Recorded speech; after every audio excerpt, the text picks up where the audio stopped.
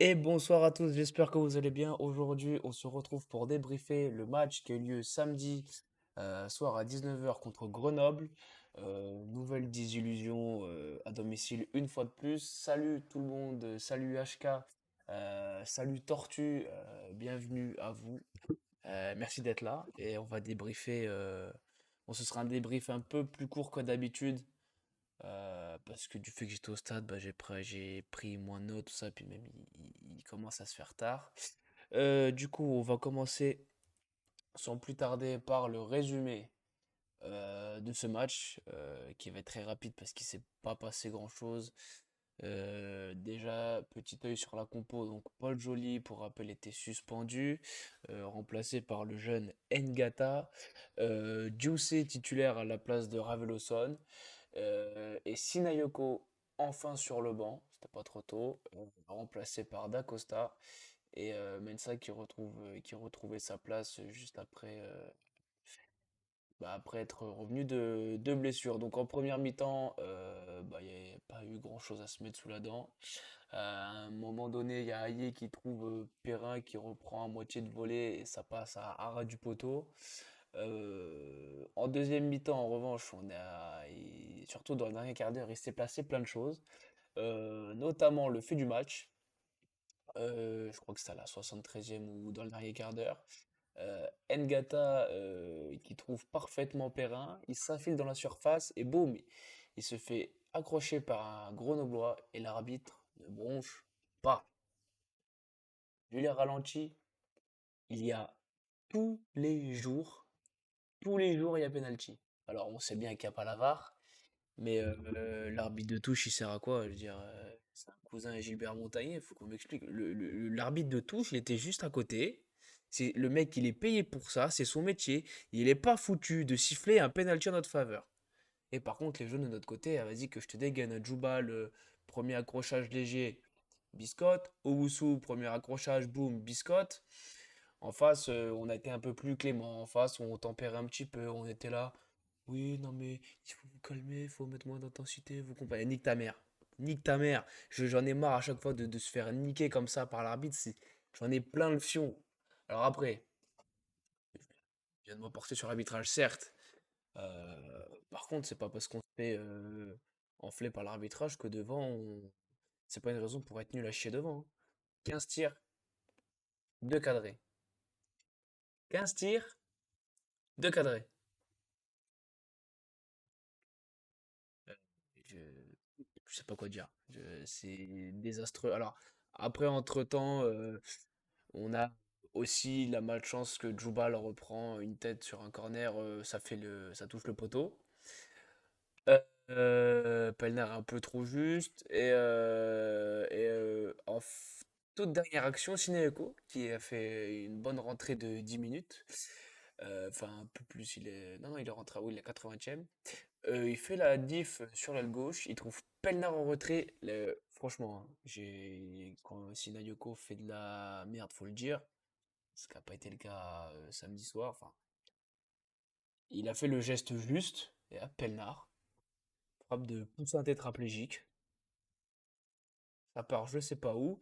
D'Acosta qui va récupérer le ballon, il tente une talonnade alors que ses jambes ne sont pas synchronisées avec son cerveau.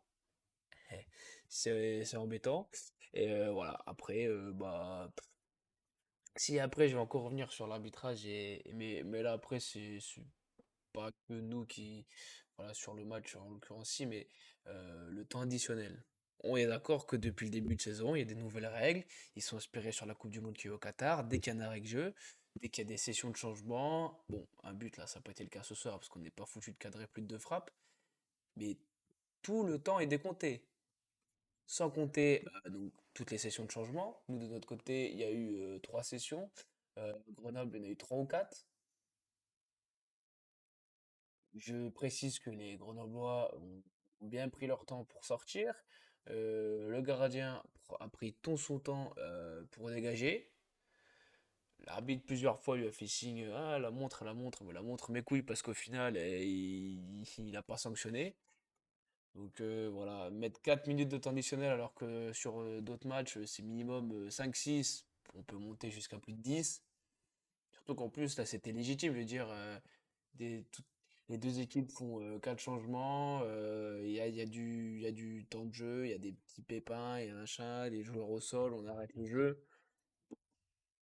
Donc, bon, mais bon, refermons le volet de l'arbitrage, même si pour moi, je dis bien pour moi, il y a pénalty tous les jours sur Perrin.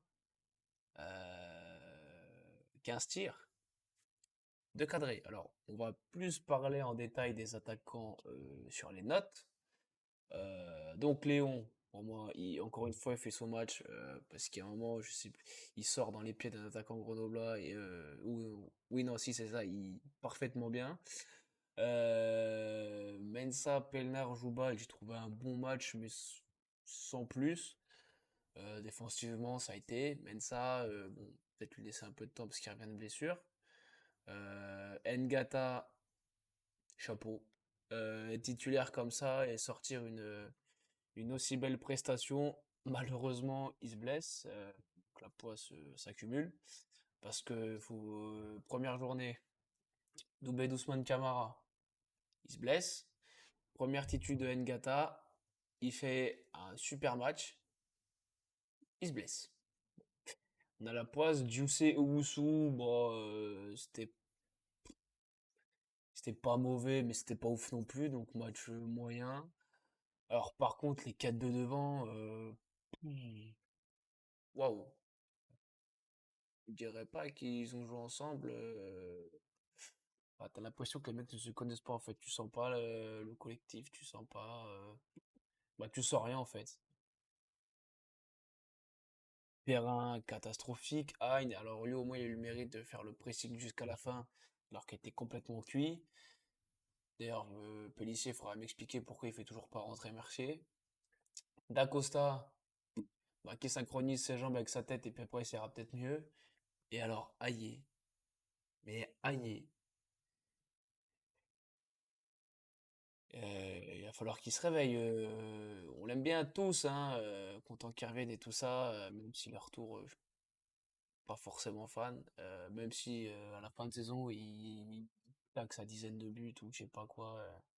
C'est quand même bizarre. Le mec, il connaît la maison. Il connaît très bien la Ligue 2. Avec nous ou avec Clermont, il a fait une saison à plus de 10 buts. En Série B, ça devait être, son club, ça devait être Brescia. Ça tournait pas si mal que ça. Il sortait pas si mal que ça. Il revient, il met pas un but.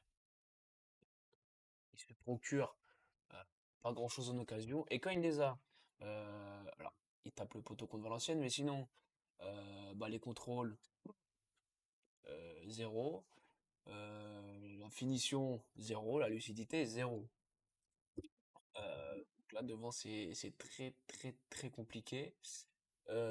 Pour les entrants, Magic, je trouve qu'il fait un match voilà, satisfaisant, mais sans plus. Après, c'est pareil, hein, attendre la 70e pour faire les changements. Alors oui, Pulisic s'est expliqué que il fait les changements un peu plus tard parce que rapport au temps additionnel qu'on donne en plus. Sauf que ce soir, ça n'a pas été le cas. Et quand bien même, je pense que tu le fasses rentrer à la 60e ou la 70e, je pense que c'est pas des minutes je pense que Madji aurait pu rentrer à l'heure de jeu et faire des minutes en plus sans aucun souci. On aurait peut-être pu le voir davantage. Ramel Lawson, il a fait le taf. Voilà, pareil, en fait, c'était un match fade. Voilà, c'est pour ça que les notes sont fades, parce que le match était fade. À part le Ngata Lyon qui sort du lot. Sineko, bah, il fait une bonne entrée. Voilà, quand il fait des choses bien, faut le dire aussi. Ce qu'il fait sur la seule action qui réussit de bien, et c'est quasiment une des seules situations qui se crée. Mais il fait le nécessaire sur le côté, il trouve Pelnard. Malheureusement, Pelnard, bah, sans doute trop de pression, pas manque de lucidité, mais bon. Voilà. Et Akpa qui est rentré que 5 minutes, donc non noté, parce que bon, pour à peine 10 minutes, on peut pas voilà, c'est compliqué de le noter. Au niveau du classement, du coup, l'incidence, cette journée, le classement, et je crois que j'ai pas. Alors attendez, parce que, évidemment, voilà, c'est remis avec ce tableau-là. Donc, et ben, au classement, et ben, on fait du surplace, hein, 10e. 10e de Ligue 2, ça rappelle des années très sombres. Donc j'espère qu'on va vite se remuer le fion, qu'on va vite trouver la solution pour inverser la tendance, parce que quand ça fait carton plein, Amiens, ça fait quand même 9 points, Grenoble 8. Donc, même là, en prenant les barrages, enfin en prenant le cinquième, on est qu'à 2 points de Bastia. Mais quand carton plein, Amiens et Grenoble, je suis désolé, c'est des matchs où tu dois gagner, hein. Des matchs où, vu l'adversaire en face, on leur manque de respect, c'est inconcevable de ne pas gagner. Voilà. Du coup, direct, Annecy est en train de réaliser l'exploit de battre Saint-Etienne. Alors, je vais vérifier parce que capture d'écran, alors elle est peut-être plus d'actualité. Ah non, voilà. Saint-Etienne a égalisé il y a 3 minutes par Dylan Chambaud. Voilà, en réponse à l'ouverture du score d'Annecy sur penalty de Warren Caddy. Euh, Saint-Etienne, c'est un début de match, début de saison poussif. Un peu comme nous. Parce que là, bon, le résultat n'est pas mis à jour, mais on a qu'un point de plus. Donc voilà. Et le match qui nous intéresse, enfin, déjà Caen qui continue sur sa lancée, qui en met 3 Ajaccio à domicile, pas mal. Et surtout, ce qui va nous intéresser, 3 qui perdent, ça fait toujours plaisir, hein, voilà. Plus sérieusement, Bordeaux qui, qui bat Amiens, notre futur adversaire.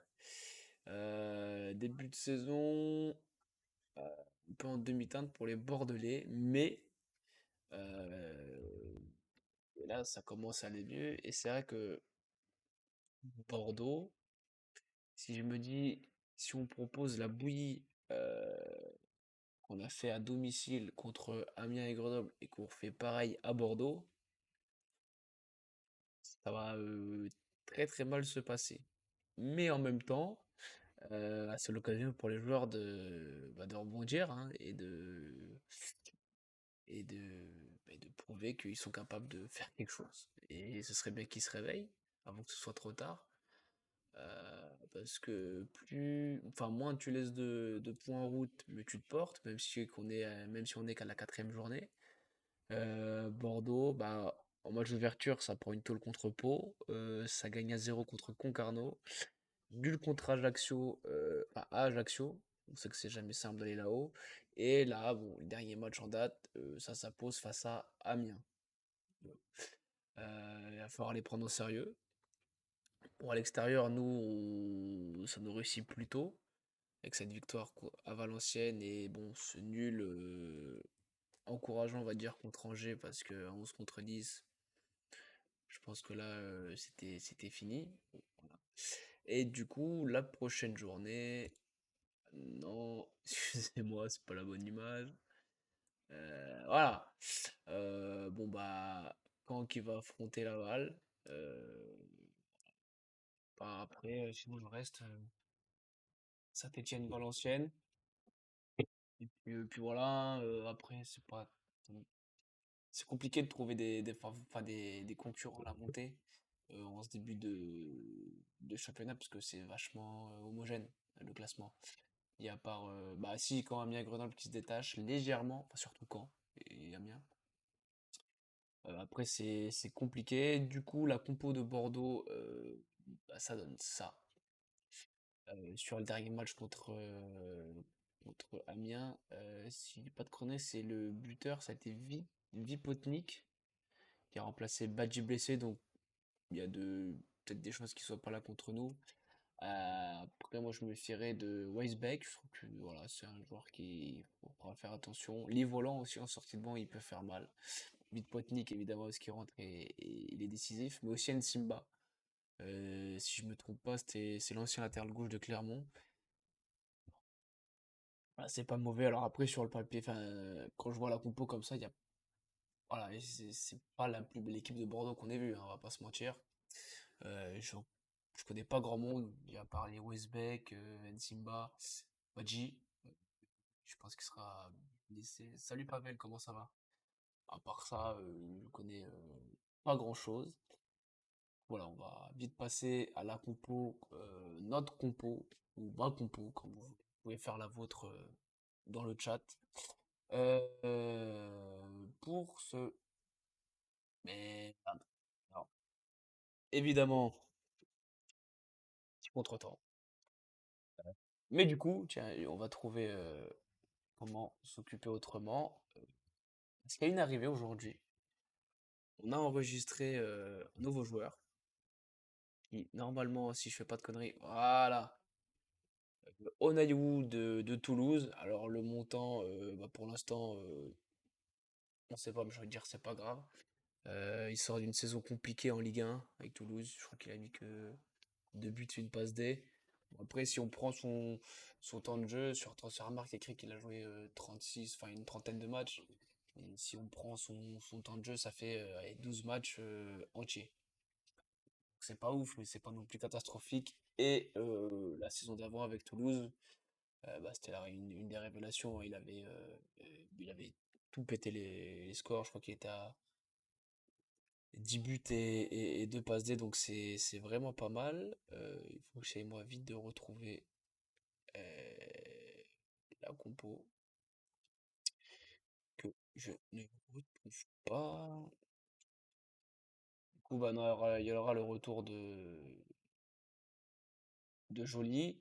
Logiquement, je pense que Madji aura 90 minutes, 90 minutes dans les jambes. Et j'espère, Onaïwu, regard ténébreux, la Barry White, j'espère sincèrement qu'il pourra être d'attaque.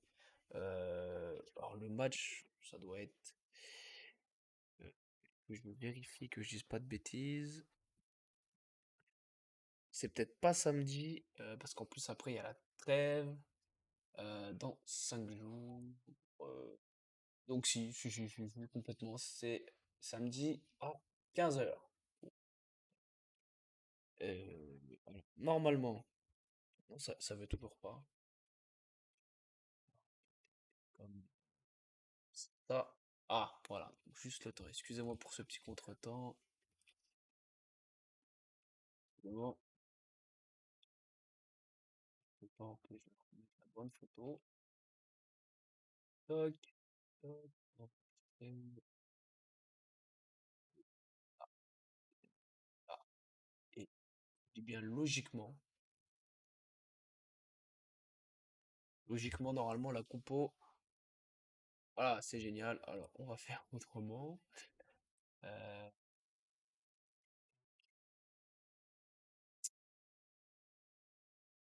ah, voilà. Alors, attendez, juste que pour me permettre au bon format, ouais, c'est compliqué ce soir, hein. Toc.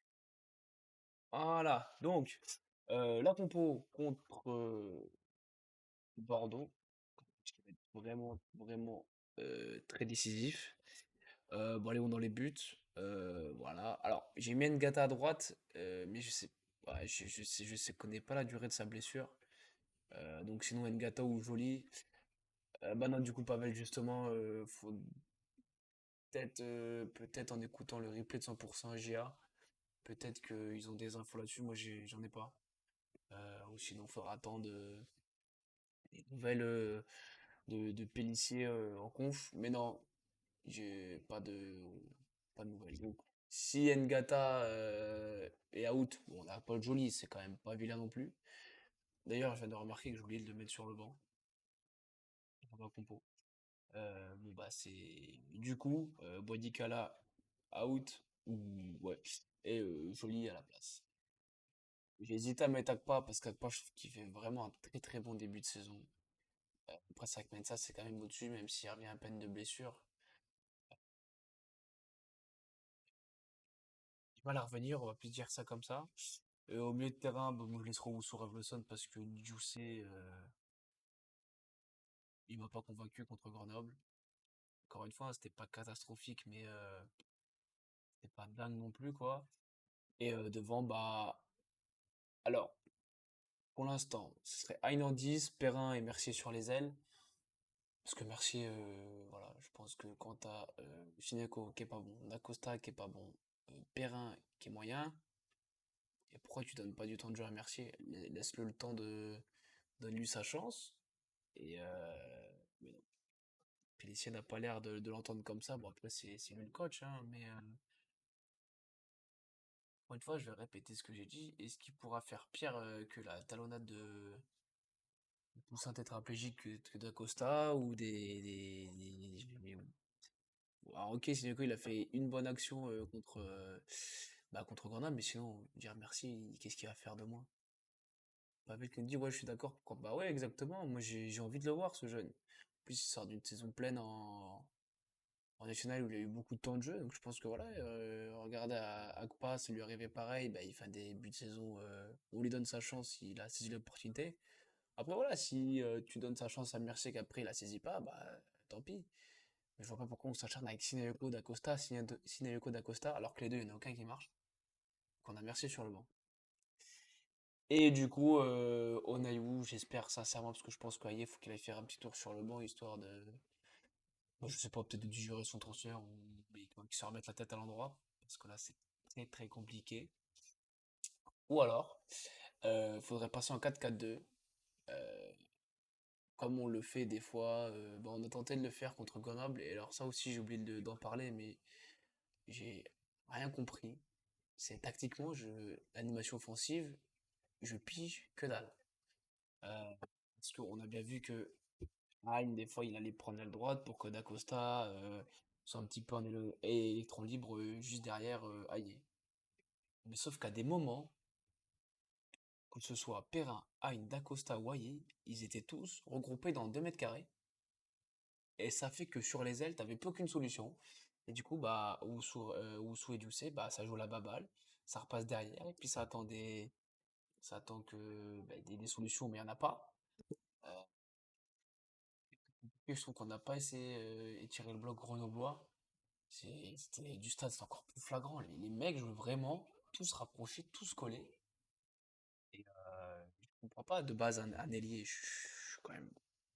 J'ai fait Sciences Po, mais je suis quand même pas assez con. Un ailier, c'est sur une aile, je suis d'accord. Je veux bien que ça permute avec Aïn Costa qui permute, mais dans ce cas-là, il faut que les deux soient placés correctement. Qu'ils soient pas tous regroupés dans l'axe et qu'après, ben, ah bah merde, on fait comment? Bah oui. Donc, ou alors un vrai 4-4-2 avec Perrin et Hein bah, sur les ailes. Et là, bah là Aïe ou Naïou, ou Aïe d'Acosta, ou Aïe Sénégo, je pense que c'est pas super complémentaire. Moi, je voudrais plus un. Si on est en 4-4-2, un Aïe ou Naïou. Ou par la suite, retour de Camara, mais bon, Camara, malheureusement, il faudra encore attendre un petit peu. Voilà. Donc j'espère qu'on va vraiment prendre les 3 points à Bordeaux. Surtout qu'après, il y a la trêve. Donc on puisse partir sur une bonne note. J'espère que la trêve fera énormément de bien aux joueurs, que voilà, que les nouvelles recrues s'intègrent. En plus là, on pourra faire un bilan mercato parce que bon là, même si on a signé Onaiwu, je pense que le mercato va être fini, à moins que, à moins que, Masengo est toujours libre. C'est plus de l'utopie qu'autre chose, de l'utopie pardon qu'autre chose. Sait-on jamais?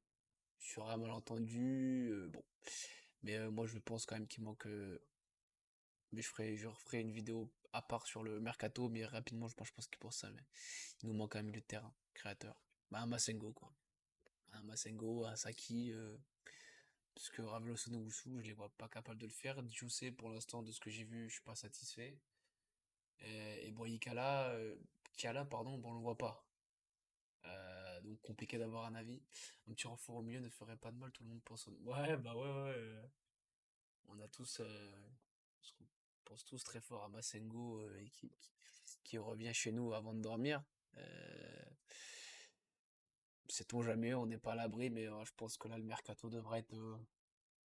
Et même si on fait pas Masengo, même un petit milieu, un bon 8 un bon créateur voilà, qui puisse apporter des solutions au milieu de terrain, parce que là en ce moment c'est quand même très compliqué. Donc c'est pour ça que j'espère que la trêve va déjà qu'on finisse sur une bonne note contre Bordeaux. Et ensuite, voilà, qu'on tous à fond dans la trêve pour booster les automatismes, travailler tout ça. Et après la trêve, bah, on tape une grosse série de victoires et puis voilà, on n'en parle plus. Mais bon, On en est très très loin. Je pense que le prochain, enfin, ce sera pas un débrief. Enfin, si, ce sera un débrief, mais pas d'après-match.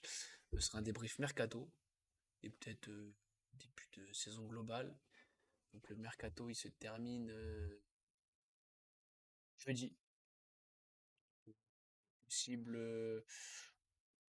je tiendrai au courant sur Twitter, mais c'est possible. Alors, c'est pas sûr encore à 100%, mais c'est possible que vendredi, euh, prépare un stream sur le mercato, voilà, qu'on débrief, qu'on met les joueurs, est-ce qu'on s'est vraiment renforcé ou pas, ça, tout ça, vendredi.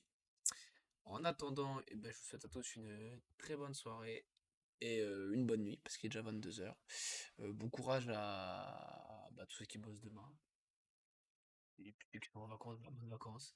Et voilà, très bonne soirée à tout le monde, et à la prochaine. Ciao, allez, allez, les gars.